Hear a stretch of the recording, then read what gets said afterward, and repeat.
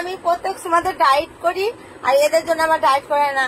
আমারও ধরে টানাটানি করছে না ওরা এখন পোলাও খেতে হবে। আমি কেন বলো তো, সারাদিন ডায়েট করে থাকলাম, আমি রাত্রে কেন পোলাওটা খাবো? না জানি ব্লগটা স্টার্ট করলাম, তো শুরু থেকে লাস্ট পর্যন্ত থাকো।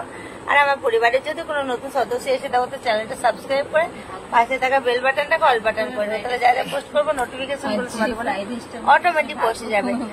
আর রাত্রি থেকে ব্লগটা স্টার্ট করলাম, কটা বাজছে দেখো তো, 11:15 থেকে ব্লগটা স্টার্ট করলাম। আর এটা টানা গল্প করবো করে পোস্ট করে দেবো। আর আমার জানো তো বাথরুমে গেছিলাম কালকে, বলেছি তোমাদের পিঠের মধ্যে আমার সাপ পড়েছে, তখন দেখে না বুকের মধ্যে ধরাধর করছে। আমি খাবো না, বিশ্বাস করো না।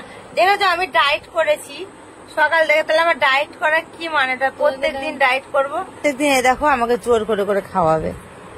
আর এই যে একটাই দেখো পোলাও, আমি খাবো না, আমি খাবো না, আমি খাবো না, আমি ডায়েট করছি তো।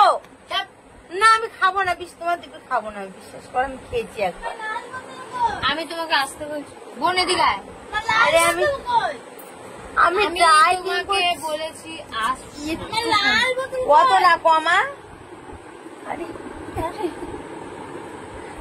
কি প্রসাদ নিচ্ছ?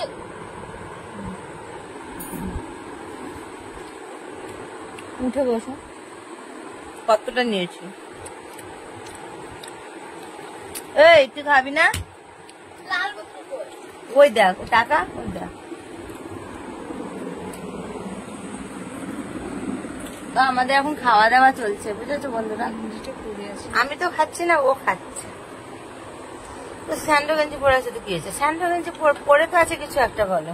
বলছে আমি স্যান্ডো গেঞ্জি, এই দেখ আমি কিন্তু খাবো না, আমি খাবো না, আমি এরকম কেন করছো বলো? আমি তো তোমার দুপুরে খাইয়ে দেখো আমি কিন্তু বেশি হচ্ছে, আমি খেয়েছি মুড়ি খেয়েছি, মিষ্টুকে জিজ্ঞেস করো।